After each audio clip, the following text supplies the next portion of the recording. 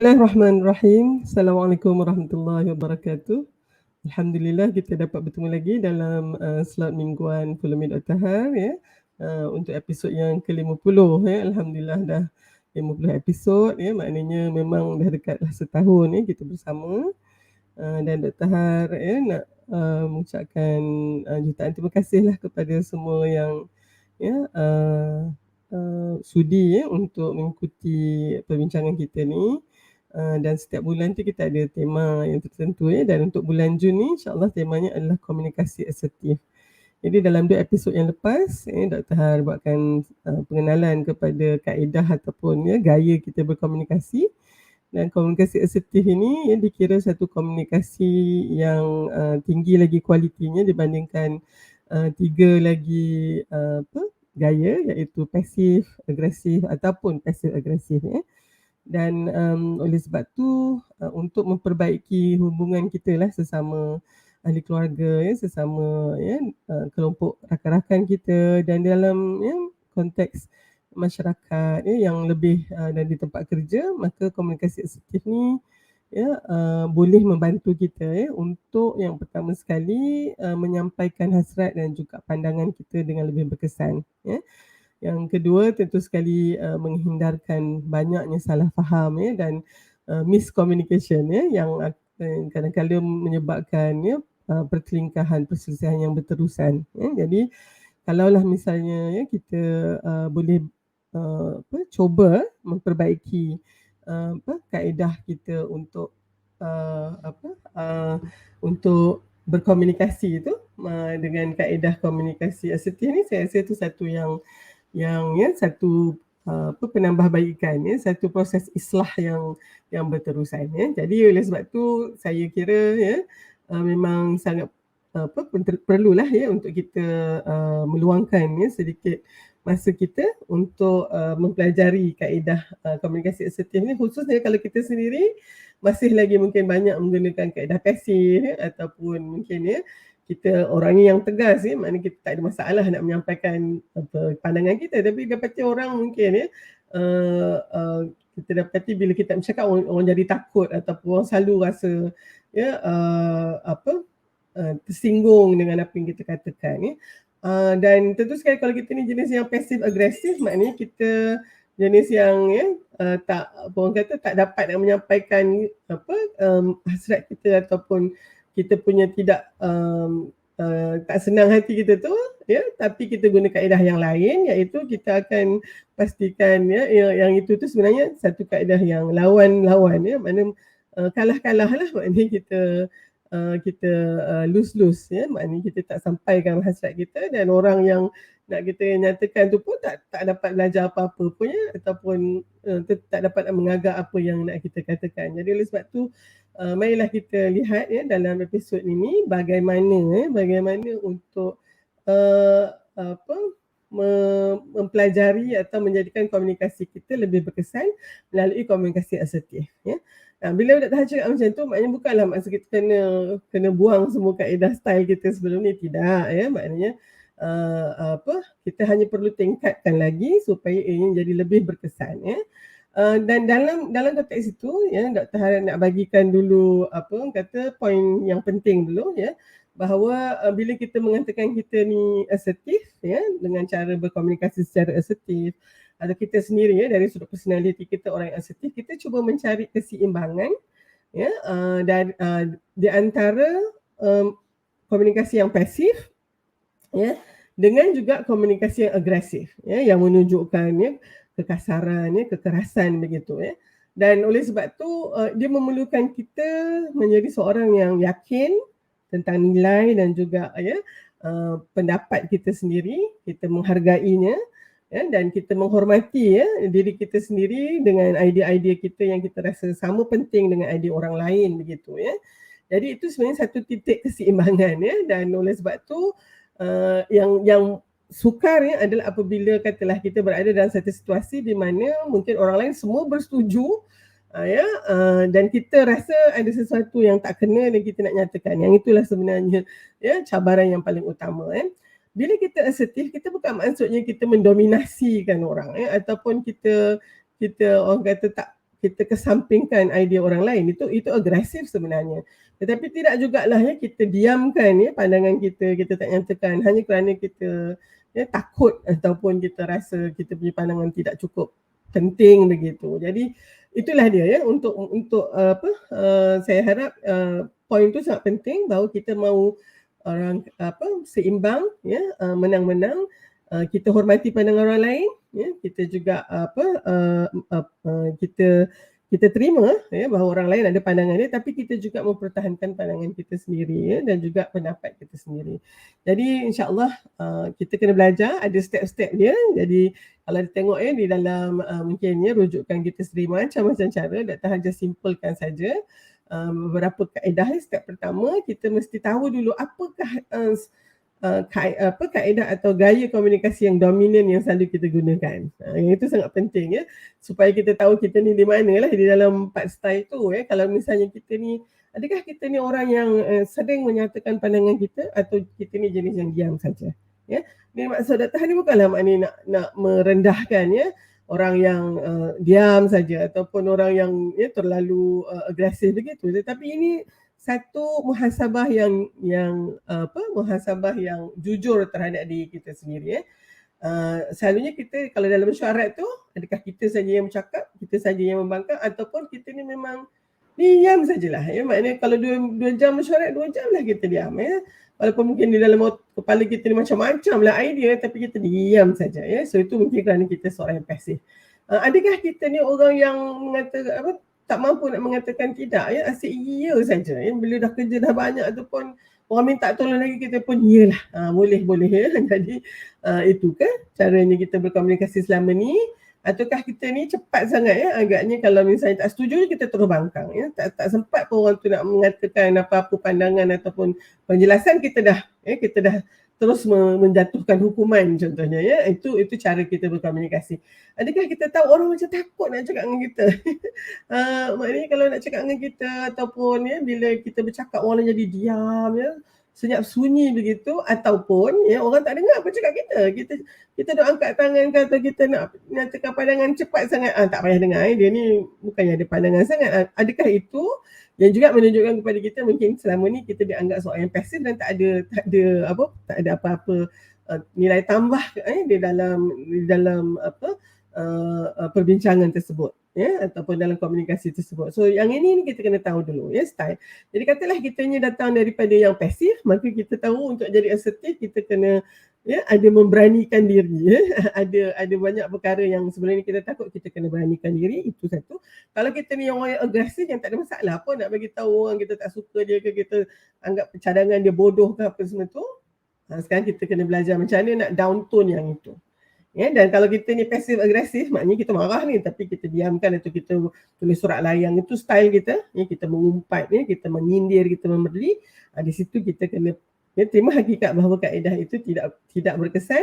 Walhal kaedah itu kadang-kadang ya hari ini memang boleh membawa masalah pula ya, kalau kita mulalah menulis surat layang ke atau memfitnah orang ke melalui ya laman platform-platform yang ada Jadi itu satu. Yang kedua, kita kena belajar menggunakan ya kenyataan atau statement ya, dalam perkataan kita, khususnya dalam merujuk emosi kita, dengan menggunakan perkataan yang bermulakan dengan saya ya, saya ya, mungkin nak kata aku ke ya, tapi katalah di sini mungkin kita menggunakan perkataan saya, bukannya memulakan perkataan kita itu dengan awak, kamu ya, you macam tu ya. Ni I statement atau saya punya statement, kerana dengan menggunakan tu kita sebenarnya menyatakan ya perasaan kita, pandangan kita tu dari sudut kita, dari perspektif kita ya.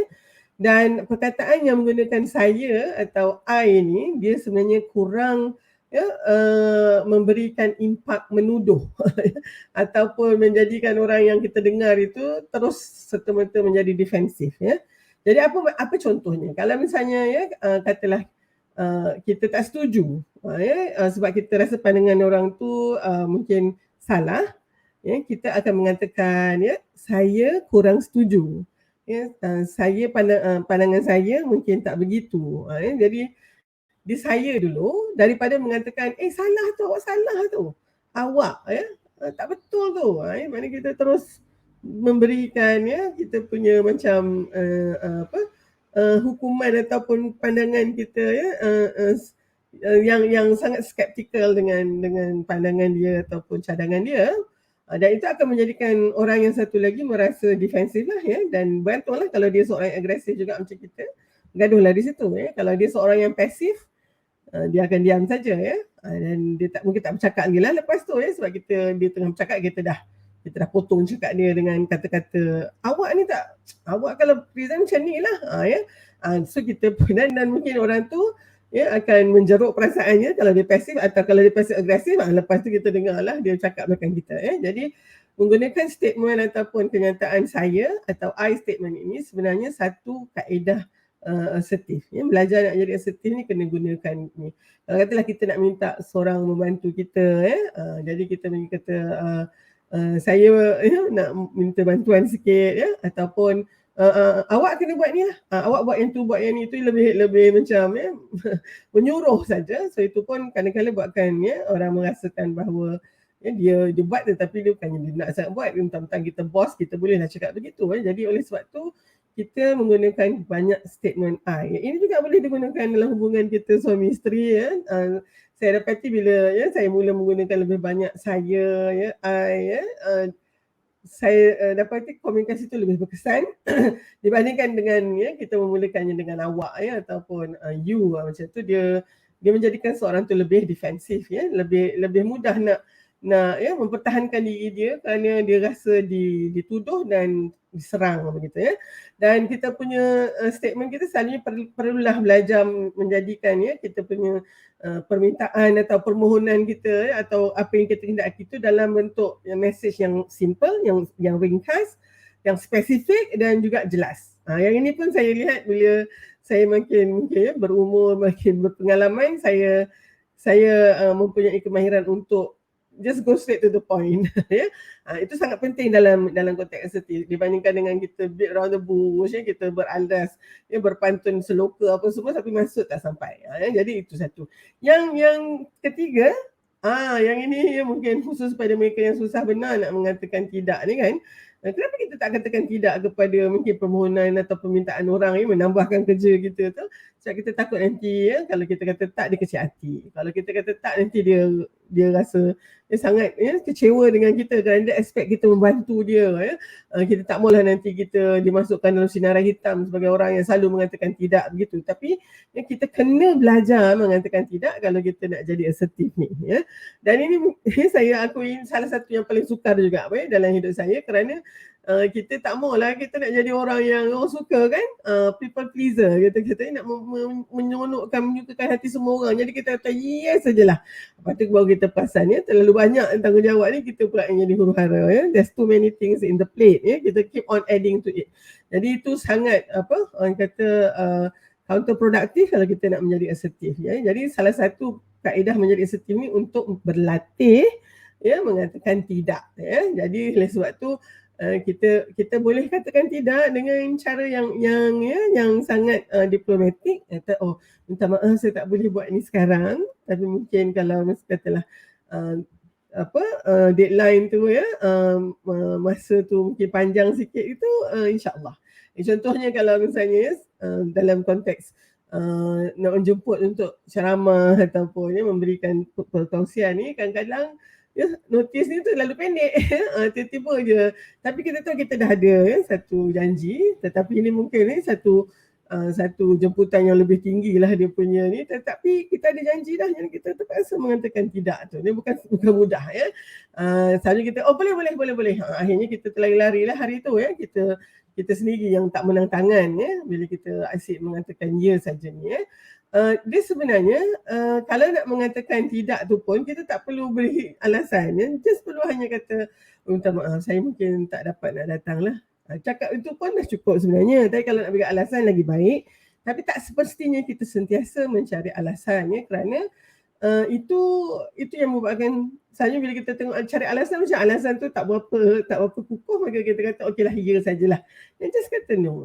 contoh mungkin sekarang dalam kedudukan Dr. Hari mungkin ada orang yang selalu minta tolong boleh tak jadi ketua ataupun jadi orang yang bertanggungjawab tentang ni lepas tu kita pun diam je dulu tengah berfikir. Dia kata saya yakin awak lah orang yang terbaik, awak memang boleh buat kerja ni.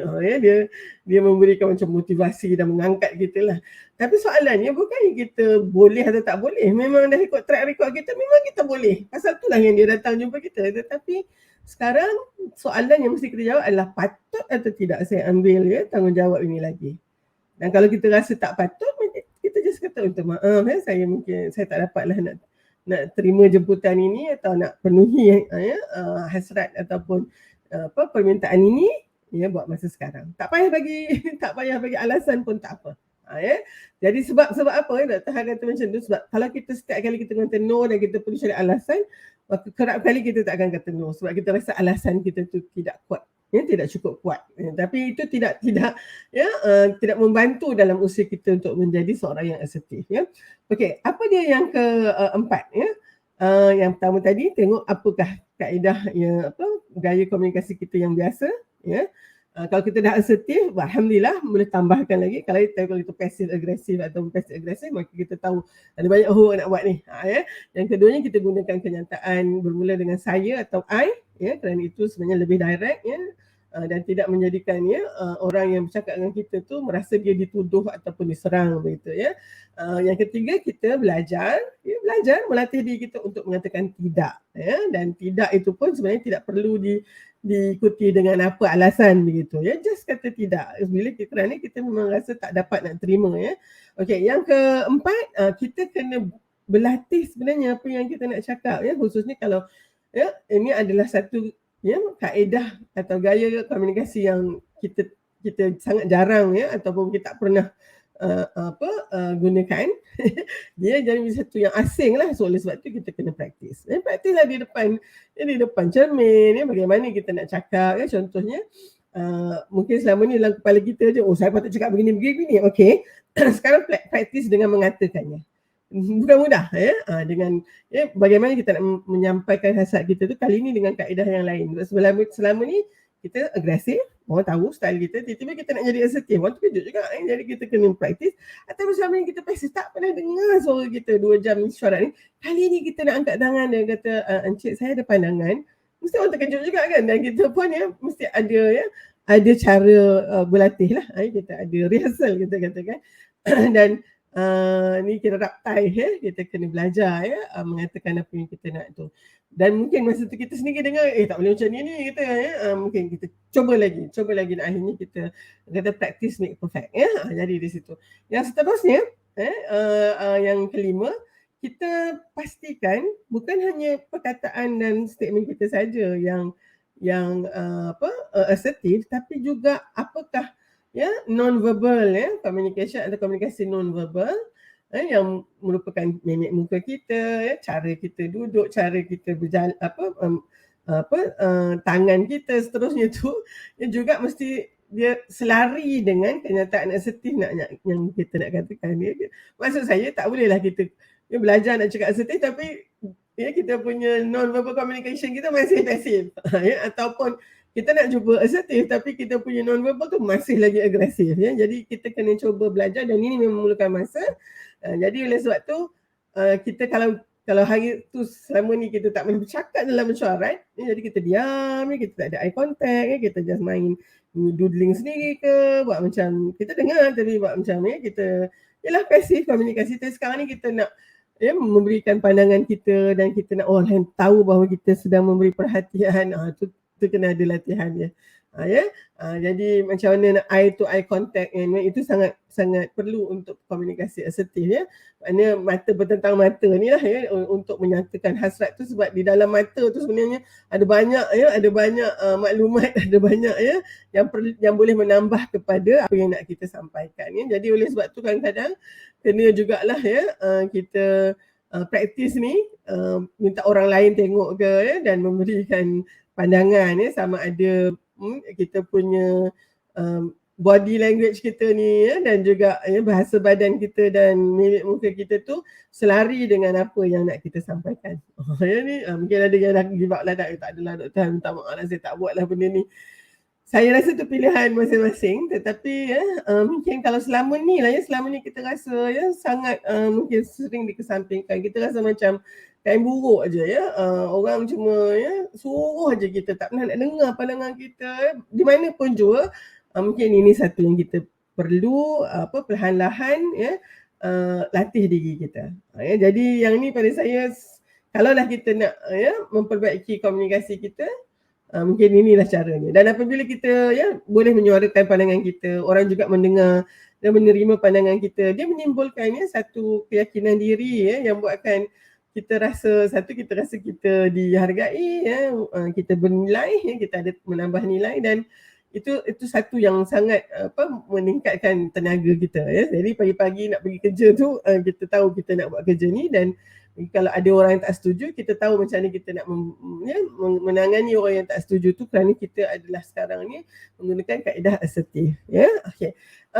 Yang seterusnya ni yang keenam ni, kita memang ya ini memanglah ya, bila kita nak asertif ni, satu yang paling penting adalah kita kena pastikan emosi kita terkawal ya.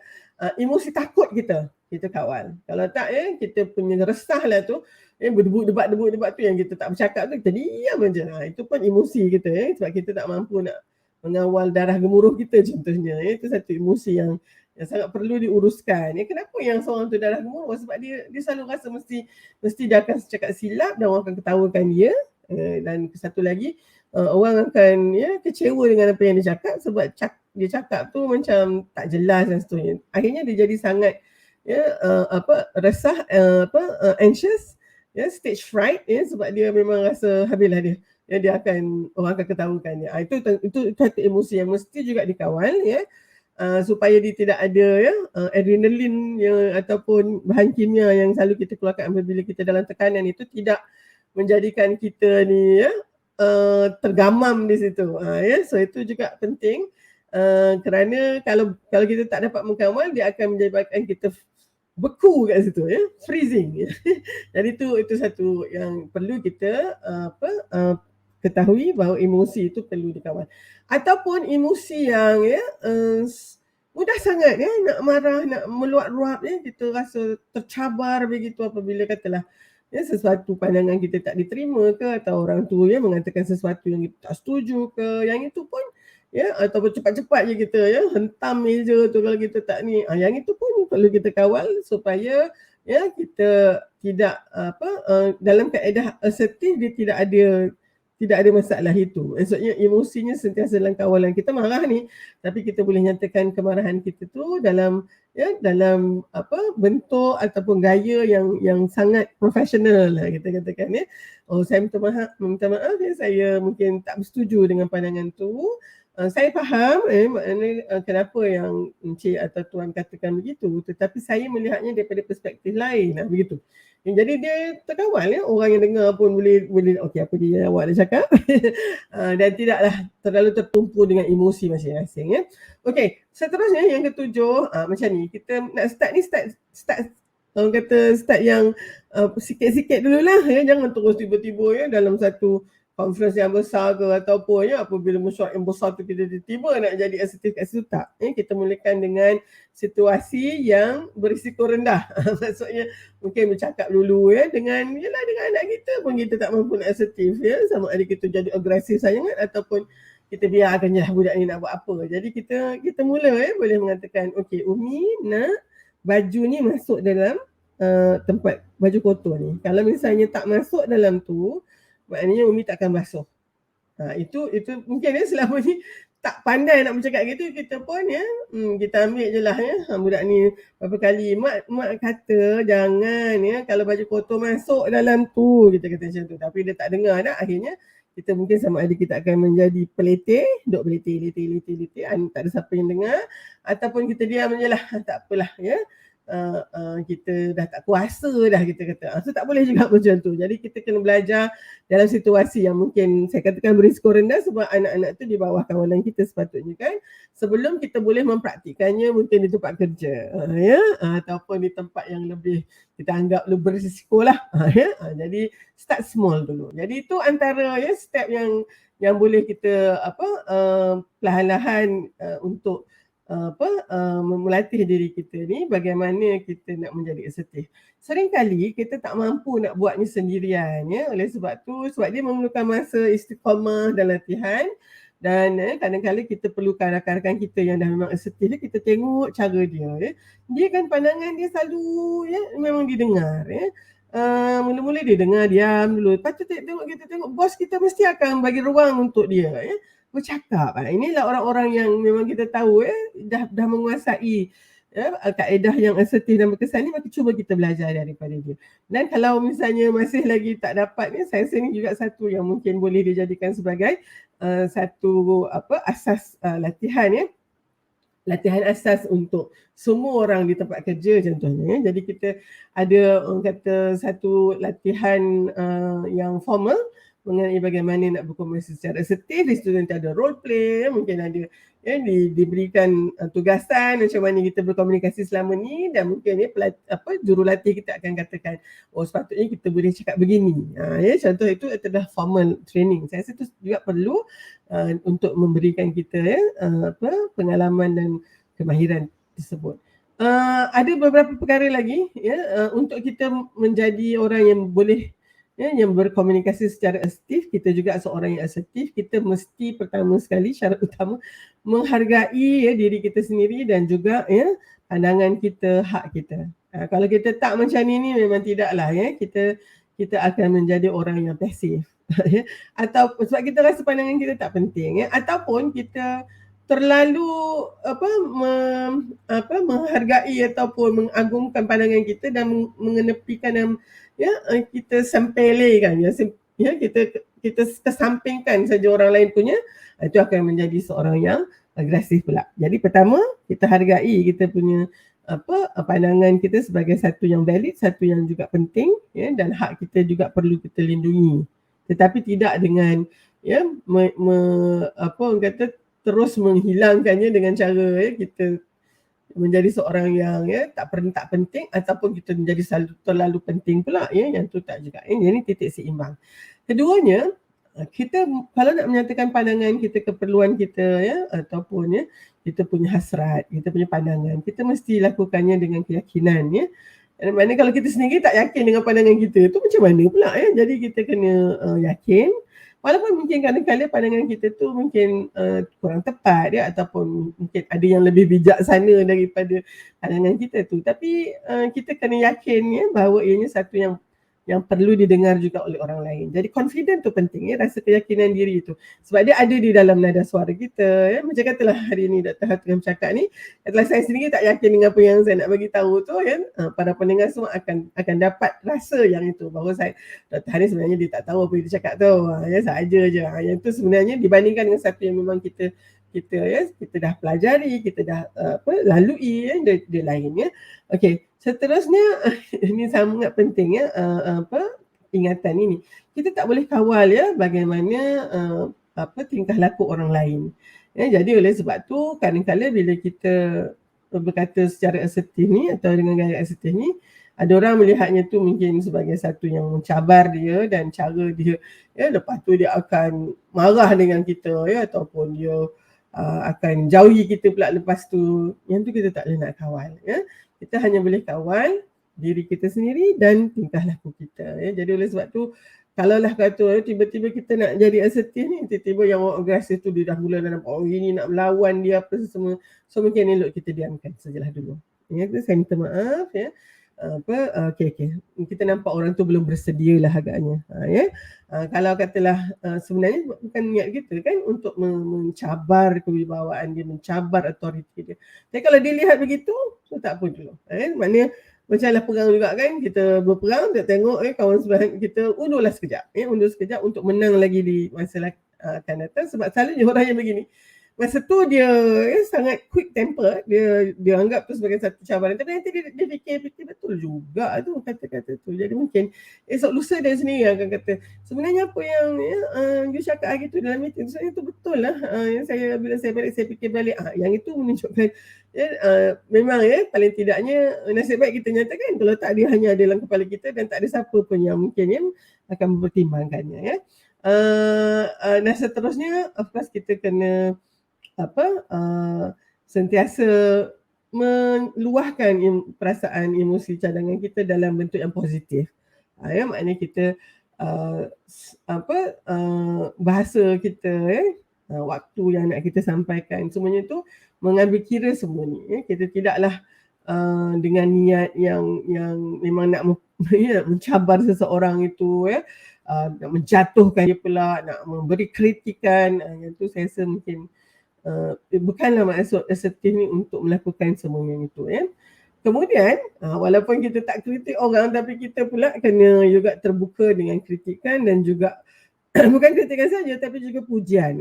So asertif ni memerlukan kita mungkin kritikan, kita dengar kerana kita nak belajar apa yang boleh kita pelajari di situ. Mungkin dengan itu kita kena jadi seorang yang bukan hanya asertif, tetapi juga seorang yang mempunyai kerangka fikir yang bercambah, yang dinamik dan terbuka, supaya apa jua kritikan kita akan jadikan dia satu feedback. Itu yang paling penting. Dan kalau ada orang bagi komplimen, secara asertifnya kita akan terima kasih kat orang tu, dan kita mungkin minta doa, dan kita harap dia akan terus memberikan feedback dan maklum balas. Janganlah pula macam kita kan selalu orang puji, alah tak adalah, biasa-biasa je, dah jadi tugas saya. Janganlah klise sangat macam tu. Kalau orang bagi pujian, kata terima kasih. Alhamdulillah, terima kasih. Saya rasa berbesar hati, Encik sebenarnya berpuas hati dengan layanan saya ataupun dengan interaksi dengan saya. Mudah-mudahan Encik doakanlah sudah mudahan saya dapat memperbaiki lagi lah keadaan saya. Boleh minta doa tu. Jadi yang ini sangat penting untuk kita akhir sekali jangan lupa selepas kita dah cuba ni, kita kena review progress kita. Maksudnya adalah evaluasi di situ apabila kita dah berkomunikasi secara asertif tu, dia kepala kita pening sekejap tau, sebab kita tak biasa dengan tu. So kita buatkan satu momen ataupun satu masa untuk kita merefleksi. Macam mana tadi, selalu saya guna kaedah ni, tentu saya guna kaedah yang ini. Okey ke tak okey? Mencapai tak objektif you bahawa komunikasi semakin efektif? Kalau ya, apa tanda-tanda dia? Kalau tidak, rupanya lagi kita nak cakap asertif, orang tu pula dia makin marah dengan kita. So kita kena tengok juga. Mungkin kita yang rasa dia asertif, tapi sebenarnya bila dia dengar semula, lebih agresif sebenarnya daripada asertif. Jadi oleh sebab tu, inilah dia kita punya try and error. Dan saya haraplah untuk rangkuman, inilah dia peluang untuk kita memperbaiki komunikasi kita, dan yakinlah insya-Allah bila komunikasi kita lebih asertif, kita lebih berkeyakinan, hidup kita lebih teratur dan kita dah mula pandai mengatakan no kepada perkara-perkara yang tak sepatutnya kita ambil, dan orang mula mengambil value ataupun menghargai pandangan kita. Kerana bukan apa bukan hanya kerana cadangan kita memang bernas, cara kita menyampaikannya itu juga satu cara yang sangat diplomatik, hingga kan tak ada siapa yang rasa tercabar, dan tak ada siapa pula yang merasakan perlu menentang pandangan kita. Tapi biasalah ada pandangan kita yang diterima, ada pandangan kita yang tak diterima. Yang itu semua okey sebab kalau kita orang yang pasif, kita memang tahulah kita tak bercakap lagi pun orang tak dengar pandangan kita. So apa nak kita cakap? Ataupun kalau yang orang agresif, dia nak menang sepanjang masa, kali ni dia tahu bahawa ada masa dia boleh nyatakan dan menang, ada masa banyak masa tu dia kena mengalah juga dan bernegosiasi. Jadi insya-Allah mudah-mudahan dengan adanya kemahiran komunikasi yang lebih efektif ni, banyak masalah kita boleh dicegah ataupun masalah akan dirungkai dan diselesaikan pada peringkat awal, dan tidak berterusan sampai bertahun-tahun, berpuluh tahun tak pandang muka orang tu, tak bercakap pun dengan orang tu, dan ataupun kita ada hasrat, ada concern kita, tapi sentiasa terbuku di dalam hati kita. So mudah-mudahan Allah bagi kita kekuatan. InsyaAllah kita akan bertemu pula pada minggu hadapan. Kali ini kita melihat bagaimana komunikasi asertif itu menjadikan hidup kita lebih produktif bersama dengan tetamu saya insyaAllah, dan mudah-mudahan kita akan menimba lagi ilmu, pengalaman dan juga kebijaksanaan untuk melaksanakan tugas kita selaku Khalifatul Ard ni, dan dikira oleh Allah SWT sebagai abdinya yang sentiasa berusaha untuk mendapatkan keridaan Allah Subhanahu Wa Taala. Yang baik itu memang sebenarnya datang daripada Allah Subhanahu Wa Taala, ya. Dan segala kekurangan itu, ya, perlu saya baiki, dan saya sangat, ya, perlukan maklum balas daripada para pendengar semua. Sehingga kita bertemu lagi. Wabillahi taufiq wal hidayah. Wassalamualaikum warahmatullahi wabarakatuh.